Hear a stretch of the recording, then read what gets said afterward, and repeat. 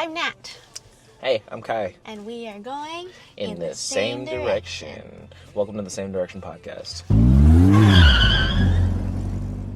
Yay! Okay, I'm gonna start driving. Yeah, we in the Target parking lot. We had to grab some last minute supplies for the barbecue that we're headed to, so we decided to stop at Target. Y'all ever go to Target without an actual written out list and then you just realize halfway through that you only got maybe 2 of the actual things you needed? Or even worse, you just got the one thing that you went for and nothing else that was on the list? We have this problem where we will actively have a whole list of things that we need, but we never actually write down a list. So what ends up happening is that we get the one thing that we went for and nothing else. Yeah. I'm sure it happens to y'all too.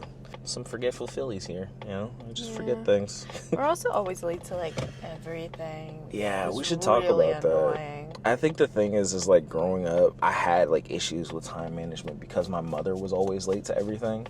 And I know, it's a broken record. Everybody says all your parents go back, all your problems, Freudian slip, all your problems go back to your parents. All your parents go back to your parents. Yeah, all your parents go back to your parents. Being aware of as an adult, I gotta be honest with you, being late to everything is not cute. I know some people will be like, oh, I'm just a little late. And it'll be 45 minutes after when everybody said they were going to meet. No. I got to be so honest with you. Don't do that. Especially if it's going to a restaurant, because there are certain restaurants where you can't be seated unless your whole party is there. I'll tell that so story you just about that girl who did that. Oh yeah. So you'll just have people waiting for you, looking goofy as hell, trying to get a seat, and they can't because there's one person not there.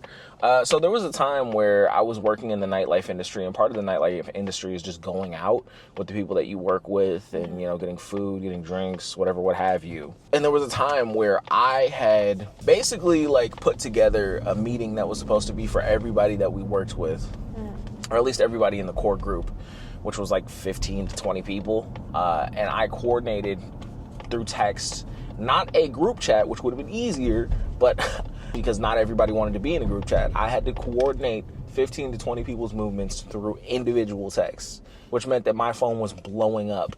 I knew who was coming at what time an hour before. Every single person got to where we were going, except for one person. She pulled up an hour after everybody else. So when everybody else was there, I asked them, I was like, hey, do y'all just want to go in and we can just lie and say this is all our people, and then if she shows up, she can join us. And I'm like, no, that's mean. She'd feel left out if all 15 of us went in to eat and she was the only one who wasn't there. And I was like, yeah, but she's not responding to her text, so we don't know if she's coming. And I'm like, well, I'll just give it a little bit more time. 20 minutes passes, 40 minutes passes, an hour passes. And mind you, every 15, 20 minutes, I'm shooting her a text hey, are you still coming? We can't be seated unless you get here. And then she just kind of doesn't respond to any text that I'm sending. And then she finally shows up and she just acts like nothing happened. And she was bragging about the fact that she got, in her terms, air quotes, princess parking. Because she found parking right in front of the restaurant. Oh, please. And we were all standing there watching her park. And when she got out, everybody just looked around is she going to say something? And she didn't. She didn't say anything. She just acted like it didn't happen. She didn't just keep multiple other people waiting. Yeah. And she didn't affect the plans of the rest of the night for everybody else. So I was like, you know what? I'll say something. So I was like, hey, usually when you have a bunch of people waiting, you should give them some kind of an update. And she was like, yeah, well, yeah, I know, but I'm here now, so it's not that big of a deal. And I was like, well, no, it is kind of a big deal. You made everybody wait an hour for you. And she was like, well, I don't see why that's a problem. And I was like, really? You don't see why it's a problem that you made 14 other people wait for you? Yeah, wait for a whole hour. And she was like, no, I really don't think it's that big a deal. I don't know why you were that worried about it. And I was like, okay, so I'm going to explain to you very clearly why I am, air quotes, worried about it. It's rude. It's a rude thing to do to make that many people wait. And I don't understand why you don't understand that. And then she just kind of looks at me and I'm like, are you going to say something? Are you going to apologize? And then she doesn't. She just stares me in the face and then walks faster to get to the front of the group. And mind you, I was ramping up a little bit. My voice did get a little bit above just a calm conversational voice. I didn't yell, but I did raise my voice. And I thought that it wasn't uncalled for in the situation, especially when she was being intentionally obtuse, to raise my voice just a little bit. But everybody else let it go. And from that point, I just didn't invite her to anything else after that, because I was just like, I don't want you to be around if you are going to be late. And then when I call you out on it, you're just going to act intentionally like you have no idea what I'm talking about. Or like, and this then is like also, okay and people always let it go. Yeah, and just assume that everybody else is okay with your behavior. It's not that everybody else is okay with your behavior. It's that they're in a group and they don't want to cause friction. And you knowing that, you're taking advantage of it, which is just not a kind thing to do. Disrespectful. It's super disrespectful. And yeah, also when we ended up paying, there was like a jumble of the people that I had invited that just didn't even offer to chip in for the meal. Yeah. They just looked at other people and they were like, oh yeah, man, do you think you can get me this time? Like, I'll Venmo you. And I was looking around and I was like, what the hell is going on? Like, how is it that this meal is $400? There's more than 10 of us, but like half of you just don't want to pay. Like, who does that? But needless to say, it was annoying. I paid for my one friend who I invited, like specifically, because I told him, I was like, hey man, like I can get you, I don't mind. And he accepted. But the rest of the people who were looking around and asking for somebody to help them out, I was like, nah, that's not me. I'm not paying for all y'all. Please. Y'all can go ahead and figure it out. And, you know, there was one girl there. We'll call her Helen. Helen was super nice. And she was always offering to like front the bill for her friends. I have no idea where she got the money for it, because she worked in the same nightclub that I worked in. She was a bottle service girl. She made significantly more than I did, but not enough to just drop like multiple hundreds of dollars on randoms that she worked with. But she was always willing to do that, which was a super nice thing for her to do. But I gotta be honest with you, if it was me, I would have just been like, yeah, y'all gonna have to figure it out. Wash some dishes or something, because I'm not gonna be the one to pay for you. Out of that group of people that I went out to eat with, I only talked to one of those people now. And that was the friend that I offered to pay for, that, you know, I'm close with. He's the only one that I actually stayed friends with from that entire group of people, because... Or they're not, like, great at communicating either. They're kind of, like... They don't really care about They're kind of vapid, and they're kind of, you know, self-involved, and that comes with the territory. You know, when you work in an industry where being attractive and being popular and being looked at as, you know, like one of the most important people in any groups that you walk into, I can understand how that could warp your perception of like what's important as far as people's time and people's value and, you know, taking kindness for granted. Because if you do work in the nightlife industry and you are friends with other people in the nightlife industry, they have this kind of thing where they will like comp each other when they go to each other's spots. So that way, you know, like their friends can kind of party for free. And, you know, it varies. Sometimes they can't get away with doing that all the time because, you know, the bosses will be there, or, you know, like they're just having a rough week monetarily. So they can't just be giving out like free bottles or whatever. But yeah, a culture like that can lend itself to people taking advantage.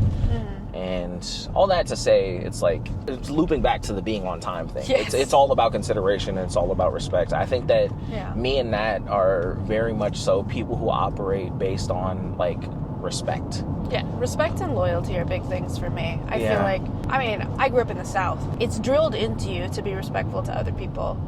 Whether or not you like them or not, it doesn't change the fact that you should be respectful. Just in general, when I make friends with people or like I know people in my life, I strongly dislike when people are disrespectful, because I feel like if you really care about a person, you would never disrespect them. I wouldn't say never disrespect a person, because there are going to be times where you're going to butt heads with people. There are going to be times where somebody might say something that is misunderstood or misconstrued, or, you know, they may put across a tone or an energy attached to a situation or a sentence that wasn't their intended, you know, meaning. And, you know, I can understand how stuff like that can be misunderstood. But there's a difference between, like, you know, misunderstanding somebody's intention and just being rude. I think very often a lot of people are willing to allow disrespect because they just, one, aren't comfortable with confrontation, or two, they don't notice it when it's happening. Or, like, they don't have the self-confidence to know that, like, they deserve better. Yeah. And then you'll get, like, these people who see that and they'll take advantage. They'll take advantage and they'll be rude or they'll push this person. I think being kind is good, but being kind to yourself sometimes means that you don't let people push you around. Or step on you. Or step on you or make you feel small. Mm-hmm. And I think because we have grown up in environments where there are people who will do those things, we notice it a lot more than other people do. Mm-hmm. Like there'll be moments where we'll be like out in public and we'll see an interaction and we'll kind of just like snap to each other and look at each other like, you see this shit? Like, and we'll notice it, and then afterwards we'll talk about it. Like, okay, let's go ahead and spill some tea. Like, did you clock that? Like, yeah, I clocked that. That was weird. Like, that's a weird way to behave. We see a lot of like weird interactions. Like, I do think that like we grew up very differently than a lot of other people did. Mm-hmm. At least in the area that we live in. Because I feel like I don't think a lot of people out here like really understand or learn the etiquette of like that type of respect that like I grew up with. But I also think like going back to the thing you were talking about earlier about like how like sometimes you can miscommunicate and sometimes tone leads to a feeling of disrespect. But I think to me like respect isn't necessarily about like things that you say or like things that you do. I think it's about just how like, you handle it. It's not even like about how you handle it. It's about how you hold the other person. That's true. If you hold them in high regard, you would treat them well. Right, and you would never disrespect them. I think, like, if you make a mistake, that's a mistake. That's just a miscommunication. It's a misunderstanding. But that has nothing it has nothing to do with whether or not that person respects you or not. But if you, with malicious intent, do something behind my back or do something in front of my face with malicious intent, that's disrespectful because you know who I am. You know what I hold important. Right, and you still decided to make that choice. The way that I view it is if it happens once, it's a mistake. But if it continues to happen, it's a pattern, and a pattern needs to be addressed, especially if it's one of disrespect. Yeah, I think it's definitely about like intent because I think like you can tell when someone like they just feel defensive or hurt and they're just responding. I don't think there's anything wrong with that. You can feel your feelings, you know. But I think like with the timing thing, I think like my family was always late to everything, and sometimes they just didn't show up. Like even like a recent thing, like they never went into the church when I was graduating. Yeah, that was kind of crazy to me. I gotta be honest with you. They hopped the flight. They paid all the money for the flight. They argued with me for the tickets. Because we wanted to give the tickets to other people that were like close friends to us in Natalie's life. But we foregoed those tickets to kind of like placate her family. It was a whole big thing. Yeah. Like they literally swore up and down like, hey, like we deserve the tickets. Like we're going to come. Your family will be where there. Your family will be there. You and have then to give it to us. They didn't even come into the church. And I want to be very clear. It's not like, oh, they were late. I had a vantage point where I could see literally the entire church. Yeah. I could see the entire church from where I was standing. I could see the stage and I could see every single exit. And they not once stepped inside of the church.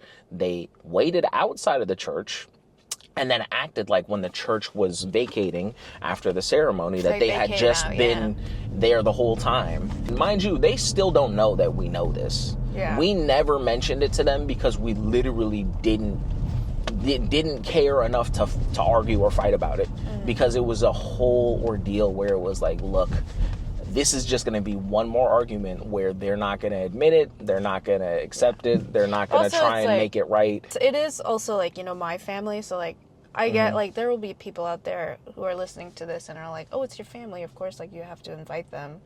And I get that sentiment, but my relationship with my family is strained. And it's complicated.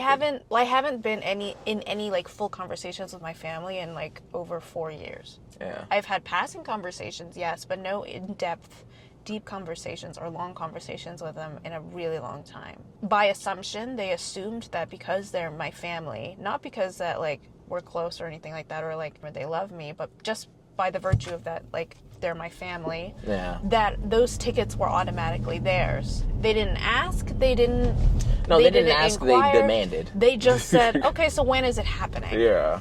And they look things up on the internet without like... Also a weird thing that happened, sorry to cut you off.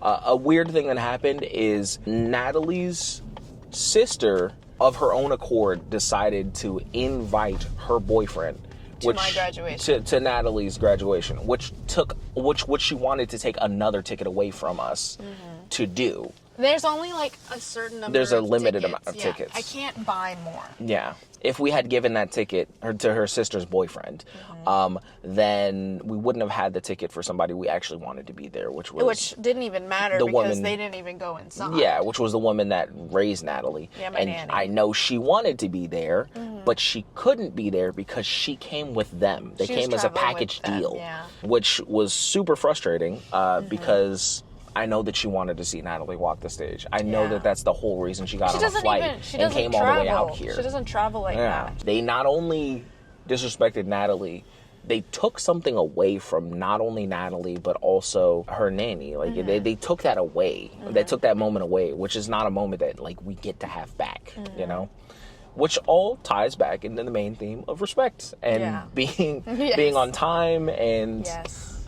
we understand that we're hypocrites. Like we very clearly we're late right now. We're on our way to something that we said that we were going to be on time for. Actually, no, we volunteered. We volunteered to go early, so we understand. It's weird to have such hard-lined opinions and still not uphold them. But the thing is we always hold ourselves to a higher standard, and sometimes we reach that standard, and other times we don't, because we're human and we're working on our issues. But the thing is that we want to get to that point, and we're in therapy and we're working on the things that we're not great at to try and get to that point. I do think that there's like a very big difference between, in a certain essence, manifesting to become a better person by trying to constantly improve yourself and compete with yourself by telling yourself you'll do better and genuinely trying to do better, versus a person who says that they do these things but never does and never tries. We try, and sometimes we fail. We fail, but I think more often than not recently we've been upholding our word, I think so too. And I think that's just like all part of the improvement though, because I do think that like it is something that we both need to work on. Actually, now that we talk about it, we should tell the hosts, like, hey, we're still on the way. We just ran into some traffic, and also we're terrible at time management. Sorry. Yeah. It's something that we are both working on, and we apologize and we admit when we're wrong. It is something that I really, really want to work on before we have a family, because when I was younger, at some point in early, like, middle school, I stopped inviting my family to, like, school events or things that I was in. Because the disappointment of knowing that my family will either show up at the end and not even see my work, show up at the end and pretend that like they feel proud of me because, it's their right as my family to claim my accomplishment, to sit there and feel like embarrassed or ashamed that the people who are supposed to care about me the most can't even give me the time of day to be on time because they're so worried about their own things that they can't get there on time. Or if I am with them and going to the event that's for me and I'm late to the event that's for me, it feels like, oh, it didn't even matter in the first place. Which also like plays into like a certain thing that I do, which is like, if it's not right the first time, sometimes I quit. Like my family isn't putting in the same effort as me for something that's for me, makes me feel the urge to just be like, oh, well, it didn't even matter anymore. Like, I don't even want to do this anymore. I don't even want to be here anymore. And it's like, I can't feel that sense of pride for myself anymore. And it all, like, it ties all together, which is, like, insane. Because that's a lot of different things that just tie into, like, the idea of, like, not being on time. And even now, like, when I'm not on time, it freaks me out. It just, I feel like I'm failing. So uncomfortable. I feel like I'm failing. I feel like, what's even the point of me going anymore? When I like go to school on my own or do things on my own, I am always early.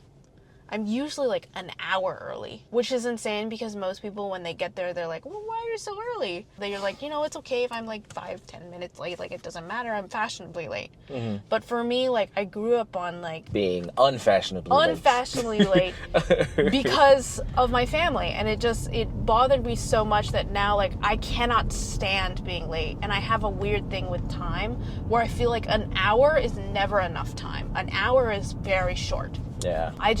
I want to make the person that I'm going to see feel like you value them. I value them and their time. Yeah. Because we only have a limited amount of time on this planet, you know? Yeah. You don't want to waste your precious time waiting for people that don't care about your time. You know? Imagine how many years every individual on this planet has wasted waiting for people who could not care less about them. It really puts things into perspective. There are moments where we are late. And normally, like, when we go together, we're always late, though. Like, I don't know why. We've been getting better at it, but, like, when it's, like, a big thing like today where it's, like, we have to, like, consider travel. We have to consider, like, grabbing extra supplies. We have to do all of this stuff. For some reason, we're always late and we always forget something. I think it's because, like, we just haven't healed that trauma yet. Yeah. You know? I think whenever there's something that has an expectation attached to it, unfortunately, even though we have trained ourselves to do better and be better, sometimes when you are stressed, you revert back to not necessarily the thing that's healthy, but the thing that you are used to doing. And if you were used to being late in situations where it was important that you not be late, or it was important to you, sometimes the mind can have this weird way of making you behave not in the way that you want to, but in the way that you have. Kind of like if you walk down a trail, there are multiple paths that have been carved out by other people walking through specific areas over and over and over. The mind, in my opinion, and this is anecdotal, I'm not like a neuroscientist or anything like that, or a behavior scientist, psychologist, whatever the term is. I don't even know the term. But I truly believe that the mind works in the way that, you know, carving trails into a path does. Yes. The longest time traveled becomes the easiest way forward, if that makes any sense. I think, like, humans, like, instinctually we look for patterns in life, and same process in the brain. There are pathways in your brain that if you continue to do them, or even once or twice, it becomes a pattern, and it continues to be that way. And I think that, like, it takes time and takes perseverance and talking to yourself, which sounds crazy, but yes, talking to yourself to push yourself out of that loop or that pathway. Oh, also, sorry if y'all thought that this podcast, at least this specific one, was going to be super lighthearted. I guess today we just had some, you feel me, we had some demons to work through. Well, it's just because I know y'all probably just sitting there eating your chicken wings. Y'all sitting there eating your chicken wings like, damn, these guys got a lot of things they working through today. Okay. I thought it was just going to be lighthearted, hee hee ha ha. You know, sometimes it's going to be lighthearted, but just like every person has, you know, like a duality to them, or, you know, a multiplicity or whatever. We have a spectrum of emotions. We really do. As wide and as varied as every color on a rainbow. I also think, like, this podcast, and it's okay. This podcast is meant to be something that's, like, talk about anything. You talk about anything. You're just, like, it's like a place of vulnerability, and whether that is, like, some days that place of vulnerability is as shallow as, oh, I wonder what, you know, food I'm gonna eat today, or, like, sometimes that place is somewhere super deep where there are deep cuts that just feel important. Yeah. And also remember, we talked about how, like, when we thought about the idea for this podcast, that it made sense that we were going in the same direction. Like, you know, and we don't get to decide. It's like that sense of vulnerability. What that direction is sometimes. Sometimes you just get in the car and you drive. And that's okay. You're just on the same wavelength on a sense of vulnerability. Yeah. Where you can feel the ability to share literally anything. And that can be, you know, on a spectrum of many different things. Yeah. Now that you talked about food, especially because we haven't eaten anything yet, I'm curious to see what kind of food other people bring to the barbecue. Oh yeah, talk about the barbecue. Yeah. So we're going to a barbecue now with two of my oldest friends. I've known them for quite a long time.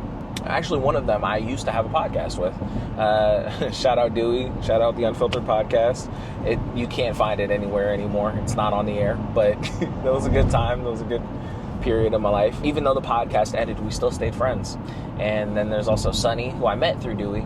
Actually, now that I think about it, I met Dewey at that same terrible nightclub. Yeah. So it's not just one friend. I have two friends that I still talk to from that era. Yeah. Because technically we worked together for a little while, but I don't think we really became like close friends until we started like podcasting every other month, whenever it was that we would do it, because we didn't have like a schedule. So I guess maybe that's why mentally I didn't really count him as somebody from that era of my life. So in the invite, they said to everybody, you know, bring your own food. We're going to cook it all day. Housewarming. It is. It's a housewarming. We're supposed to be bringing gifts to them. Nat brought stickers. Yes. I brought a computer case, which is weird without context, but one of my friends, his computer case, I think he said like the glass shattered or something like that. So he needs a new one. And I thought, why not? That's not a terrible housewarming gift. You give somebody something that they need. That's true. Oh, and also, it wasn't like I broke the bank on this thing. I found it. It was free. You know, I salvaged it, and I cleaned it, and I made it look nice. He does do that a lot. I do. It's weird, but there's not like an electronics dump or anything nearby our house or like a recycling place. But for whatever reason, around the area that we live at, people will just leave like flat screen TVs on the ground. They'll leave, you know, various other electronics. Like I've seen air filters, fans, and what else? Computer cases. Oh, there was one day where literally when I was walking home, there were 3 flat screen TVs in pristine condition. And the only reason I didn't take them is because I don't have any space left in my house because I salvage so many different things. Like I have a flat screen in every single room in our house. Because he picks them up. Because, not because we have the money to buy it. No, not because we have the money to buy it, but like people move out of the area that we live in very often, and for whatever reason, they don't take their flat screens with them. They just leave them. Yeah. We have like a 60-inch flat screen that I just found. I found one day outside, and I was like, this is amazing. And I brought it upstairs, and it worked. And we still have that TV to this day. That's true. Yeah. I don't know. Maybe it's just that I'm lucky. I don't like to think of myself as lucky, but I am very lucky when it comes to finding like random electronics. I think if we had like luck stats, like on a 1 to 10 scale, I think your luck stat would probably be like 8 or 9. And I think my luck stat would probably, I feel like mine's like more like a 7. No, because you're way more lucky than I am, and I'm pretty lucky. I find like stuff all the time. Well, when I was little, I wasn't very lucky. To be honest with you, that's true. I wasn't very. I mean, like maybe that's karma, like rebalancing the scales or something. Though for some reason in my brain when I was little, I always told myself the reason why I'm not lucky is because my sister is taking it from me. Because my sister's like insanely lucky, and if the only interactions I have are with my sister, and she's a very, very lucky person, obviously I'm not going to be as lucky because she's so lucky. By comparison? Yeah. Luck Vampire. You know what I mean? That sounds like the name of like a webtoon comic or something. I know, like, it doesn't make any sense, but my brain, in my little brain, and to this day, I still believe she steals it from me. It's kind of funny. Yeah. I think I'm luckier now as a person, though. I also think, like, it kind of correlates with my happiness level, too. I think that in general, we're both pretty lucky individuals. I would say your luck is probably an 8, and I'm like a 7. Yeah. You know, maybe it's not that you weren't lucky. Maybe it's just because in proximity to somebody with like super luck, it just makes you feel like you're a normal person, you know? I guess, yeah. It's all about perspective, people. You know, you got to change the perspective. I suppose that's true.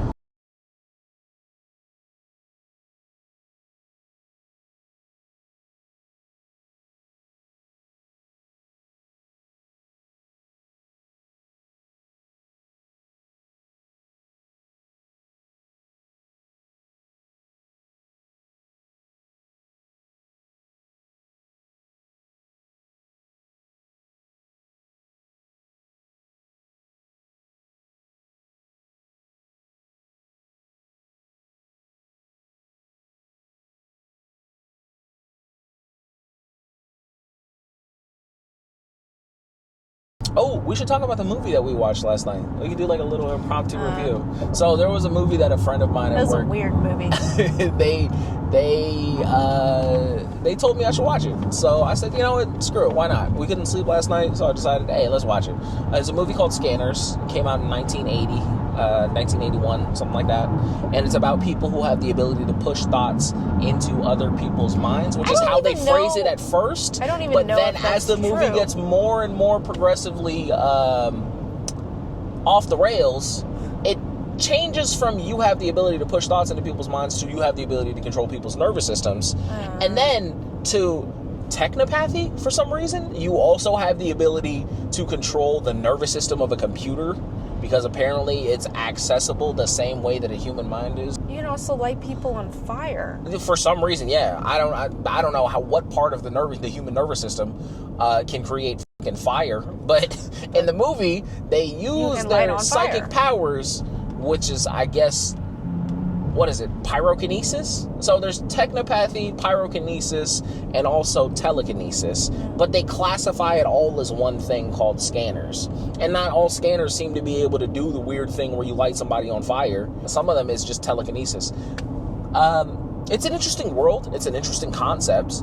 It's not entirely fleshed out. And also, it seems at certain points that the scanners are a metaphor for mental illness, specifically people with multiple personalities, because they talk about how they hear the voices, but the voices are just them hearing people with their telepathy. I wouldn't say multiple personalities. It's not multiple personalities. I would say it's more schizophrenia, where you hear more than the average person when it comes to your mind. Yeah. What we will say is it's not a bad movie. The intent behind the movie is not fully fleshed out, in my opinion. It gave me also, the SVU sound was like yeah. dun dun. It's like there were moments there were a lot of weird close-ups. Were the filming was very funny, where they just kind of immediately were like dun dun. No, they do the sting, and then they stare at they snap to a person's face, and they're making the most ungodly, weird face I've ever seen in my life. Because apparently you have to make your eyes super wide in order to get into someone's cross your brain. Eyes, or make yourself look like sexual, I don't know, a murderer. They're sexual connotations a little bit to when you're in someone's brain. Okay, so there are moments where a person would react to something like pain. Normally, let's give an example. How would you react to pain? You would probably react to pain with ow or ah or ugh, something like that. That's a sound that would come out of you if pain was inflicted upon you. In this movie, there are moments where seemingly pain is inflicted onto the person, but instead of them reacting with the way that a person normally reacts to pain, instead they just inexplicably moan. They moan really loud and really long, and then there's close-ups on parts of their body that are sexualized in a really weird way. There's a moment where a woman has a stroke or a seizure because she's being scanned by a person. And she's moaning. She proceeds to she's wiggling fall on the floor, convulse and moan, and then the camera zooms in on her thighs, just gyrating at a million miles a second. It's weird. I thought that I was crazy because when that first happened, I looked at Kai and I was like, is it just me or no, I noticed it too. So maybe we just edit this whole part out because it's not necessarily family friendly, but we're just telling you what we saw in the movie. Yeah, it's not even just our minds. It was the way that they were acting, that it has connotations that were somewhat sexual. Now, you know what? I wouldn't necessarily say sexual. It's implied sensuality. It is very, very overt sensuality that is being pushed onto you in a scenario where you're not sure why it's happening. Maybe it's just to, get people to go see the movie, watch time or whatever. But there was a lot. There was a lot to the movie that I thought was interesting as far as concepts. If you think about the timing, the time of the movie, in the past, a lot of films used a lot of sexual notes or to try and draw people into a film. Right, to get people to watch. I think that the tone of the film feels weird retroactively because they're vilifying and demonizing what seems to be a metaphor for mental illness. But the mental illness, it makes, in their terms in the movie, they quote it as it makes them unique and the next step of evolution. Which is interesting. It's an interesting take. And then another thing that culminates that kind of makes you believe that this is a metaphor for mental illness is there's a conversation between the main character and another character who's a scanner. And the thing that makes scanners kind of unpredictable and hard to deal with and antisocial is that they're constantly hearing voices and they can't turn off the sound, and the sound just kind of drives them insane after a while. So they have this drug, ephemeral or something like that. I think, is that what it was called? Ephemeral? Ephemeral. So they have a drug called ephemeral that they inject that quiets the voices, it numbs their psychic abilities. And when they get picked up by the government, they are given doses of ephemeral to allow themselves to operate normally in the world as the average person does. But there are certain people who learn how to control themselves without that medication. And then we go into that with an artist. He paints and sculpts and creates these very odd, haunting art pieces that are meant to personify, like, the metaphor for mental illness that is, the scanners. And he has very beautiful art pieces. They all look very tortured. They all look like, this is definitely the product of an unwell mind. But the main character, he talks to this person, and he kind of forgoes his main mission, which is to stop this big bad supervillain who's a scanner who's killing a bunch of people. He forgoes his entire mission for a moment, and he asks the artist, how do you control it? How do you keep yourself sane? And the artist basically stops to tell him, like, the only thing that keeps me sane is my art. And he points to all of the art around him, all the pieces that he's made. And then the main character says, I don't have anything like that. And he basically just has a moment of realization where he realizes, like, I don't have anything that means more to me or that can drown out everything else in the way that he does, which I think is actually a very interesting take on mental illness, because if the ephemeral is supposed to be medication induced by a pharmacy, and the artist's way out is like, yeah, you're still a little tortured, at the very least you can control yourself, you can feel like there are other ways that you can vent out your stress, you don't necessarily need to medicate. That's a surprisingly enlightened take from a movie that almost the entire run-through vilifies and demonizes mental illness. That's one of the things that I think is actually a good part of the movie. Weird jump cuts to a person making an O face, or like they dropped a dumbbell on the back of their head aside. That's an actual good scene in the film. And, eventually they end up stopping the big bad, but they find out that the reason the big bad could find the other scanners was because he was getting help from somebody inside of the government agency that picks up the scanner, who just hated the scanners and he wanted them all to die.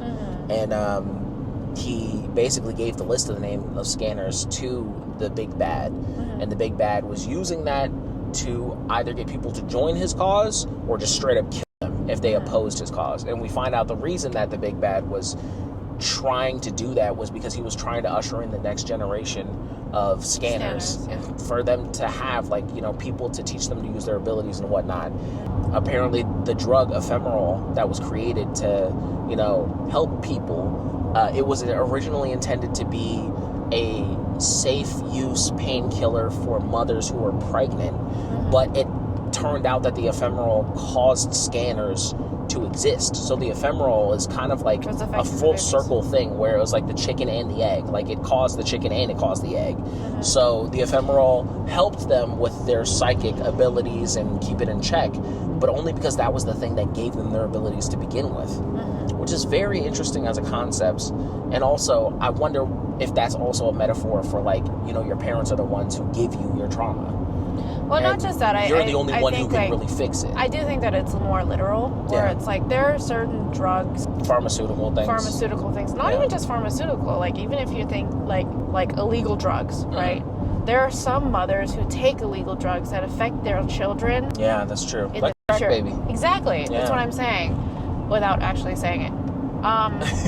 We can edit that out. Yeah, but we won't say crack on this channel. But you know what I mean? Like, I think it's more of a literal take, where there are some mothers who believe, like, or there are some drugs that do affect babies or children. I mean, there hasn't been, like, a lot of, like, research on certain drugs, if there is that type of effect. But there are drugs that do cause children to have disabilities or have mental health issues. Or their predisposition to, being addicted to certain things. This is a sensitive topic, just to be very sure. And we're not even sure that we're properly interpreting the movie. We're just kind of looking back at the themes with a little bit of hindsight as to, like, what this could have been alluding to. You consider the times, too, the 1980s, right? There's a lot of fear around drugs. Not even just fear around drugs, but fear around people with mental health issues. And the way that we treated mental health issues and people was portraying the ideas and the limited knowledge that we had on the concepts of drugs and mental illness and these patients and how we should treat them. Because if you watch the movie, the way that they treat these scanners, they treat them awful. It's awful. Yeah. Even though our main character and our main protagonist, I suppose, quote unquote protagonist, is a scanner. They treat him differently, though. They treat him different, yeah. Yeah, they treat him differently, but oddly enough, they kind of treat him like he's like their Christ figure. But the way that the movie ends, and we're going to put a huge spoiler right before this. If you're going to watch this movie. If you are going to watch this movie, if you want to watch it, go ahead. I feel like at the end of the movie, we were trying so hard to be like, oh, there has to be a deeper meaning. There has to be a deeper meaning. Well, that's the thing. We said that right when we got to the end of the movie, because they went for this really weird artsy ending where, the main character dies, but only physically. So he's fighting the big bad. They have, a big telekinetic battle at the end. It's, really where they're just making really weird, goofy faces at each other. And then the veins in their arms, pop out and they start bleeding, and his face starts looking all fucked up. Like he got hit in the head with a shovel. But basically what ends up happening is the big bad wants to control the next generation of scanners. He wants there to be more scanners, and he wants to use them as a weapon against humanity. Like soldiers, yes. Like soldiers. Main character does not want that, but it doesn't seem like he doesn't want that for some kind of altruistic reason. It doesn't even seem like he wants that because that was the thing that the doctor who was trying to get him to stop wanted. It seems like him, and we find out that the big bad is his brother. It seems that him and his brother, they kind of have this clash where it's not even necessarily that they entirely disagree about what should be happening, because it's not specified that the main character necessarily has an issue. The villain monologues, he tells him his plan, and then they just fight, because I guess it's just a clashing of look, you want to be the one in control, you want to be the strongest, but I'm better than you. And I think there are moments that lead up to that end conclusion where it's not necessarily that he's doing the right thing because it's the right thing. He's doing the right thing because he wants to be the strongest one. He wants to be the strongest scanner. And there are moments where you see him in the movie kind of pushing his powers to the limit and exerting ridiculous amounts of force, unnecessary amounts of force on people who are his opposition. When you have an ability like telekinesis, you don't have to kill people. You can just put them to sleep, or turn their brain off, or push them to behave the way that you want if you're stronger than them, which is we've seen done in the movie. If you are stronger than people as far as being a scanner, you can just make them do what you want. You don't have to kill them. So you can read their mind. You don't even need to exert any real force on anybody. But the main character, throughout the course of him learning about his abilities, he kind of pushes the boundary further and further and further, and he kills people. He just straight up kills. But there's a scene where he's right after he's talking with the artist in that barn about how do you control it. He at that point, I guess, just gives up on the idea of trying to control it outside of some kind of drug-induced, thing, and just straight up just okay, I made peace with it, I'm going to kill people now. And from that point on in the movie, he doesn't just incapacitate people like he had been before that. He just straight up kills them. And there's one exception. There's one guy who tried to kill him with a shotgun, and for whatever reason he didn't kill him. But I think it was because he was with a woman that he was, that was supposed to be his love interest in the movie. So I guess he didn't want to come off like a crazy murderer. So he didn't kill that one dude. But that was the only time he didn't kill somebody. But she asked him, she's like, what are you doing? Yeah. And the reason why he was about to do something to this guy is because she was like, who do you think you are? There's no way that you're stronger than the big bad. You could never be him. And then he basically was like, oh yeah? And then he saw the guy with the shotgun, and then he pulled out his big guns. And he was like, okay, well, we'll see, you know, like, But then we'll the interesting thing is that later, when they have that battle, instead of killing his brother, he steals his body. Which is it's apparently really something weird. you can do. Apparently, scanners can take an entire scan of their whole fucking brain and just boop, hit delete on somebody else's brain if they're more powerful than them, and shoot their brain into somebody else's fucking brain, which they never talked about. Yeah. They gave a very loose understanding of what the limitations of this power was and what it could do, and then from that point on, they just go nuh-uh, and then they just keep doing weird shit. Like, it's just, okay, so it's a very interesting world, but the way that they describe the powers and the way that the powers are implemented are completely different. I know I'm going on a little bit of a nerd rage, a nerd rant here, but if you create the rules for a world and you say these are the lines that the characters within the world have to operate within, why create those rules if every single character is going to do the opposite of that, or, you know, go outside of the rules of the world? It kind of breaks the immersion. And obviously, in a movie, they didn't explain it either. They don't address it either. They don't address how people become more powerful. Stronger? They don't address who is the most powerful. Why can they just suddenly why they can blow people's fucking heads up, or like set them on fire, delete their whole fucking brain? Like, so the way that the movie ends is him deciding that there needs not be a villain. His body is lit on fire by his brother, but he doesn't care because he's overriding his brother's brain, and then he puts his brain into his brother's body. You know what's crazy? So now the villain is technically the hero, and the hero was the villain, and there was never a villain to begin with. But when he switches bodies, you know what's crazy? In order to connotate that and show that, they changed his eyes. They changed his eyes. Yeah, they gave him the color of his eyes. light-colored contacts, which. Why would that make sense? That if you steal somebody's body, that your eyeballs. Brain. Oh no, because so when his brother lit him on fire, for some reason his eyes fucking exploded like grapes. Like, I guess maybe that. Okay, so what could be the doesn't make any sense though. Okay, so let's talk about it. We've all heard the phrase, "The eye is the window to the soul." If you put your soul in somebody else's body, maybe that's what they're implying. No, like this is the switch. His eyes are the soul. No. The soul has left the body and has gone into a new body. Because that is still a physical form. That is still a physical form on his body. I know, but I'm taking like creative liberties here, like they obviously did, because obviously they wanted the ending to be like a big, like, you know, indictment on society, and like we are all the villains that we think everybody else is, or maybe the villain isn't the villain, maybe the villain is just us, or we embody things that a villain might to, you know, to justify the means of terrible actions. I don't think there are a lot of ways that you can, you know, like process the way that the movie ended, a think piece ending, you know, like we don't know what he decides to do after all of that. We don't know if he decides to, you know, raise the next generation of scanners. We don't know if he decides to just go off and live his life with the love interest that he had in the movie. We don't know. You're right. And then the credits play. Yeah. And it's unsatisfying. And I wish that we had more to go on in the world, more to explain, because it's a very interesting world. It's just the execution is not great. Also, we never got the backstory for the corrupt CIA or, you know, government agent who wants all the scanners dead. Yeah. Past the point of they're just evil. They're demons. Like, he never has any deeper, like, backstory. Like, his parents weren't killed by a scanner. His family wasn't killed by a scanner. He didn't see some great tragedy, you know, happen because of scanners. He just hates them.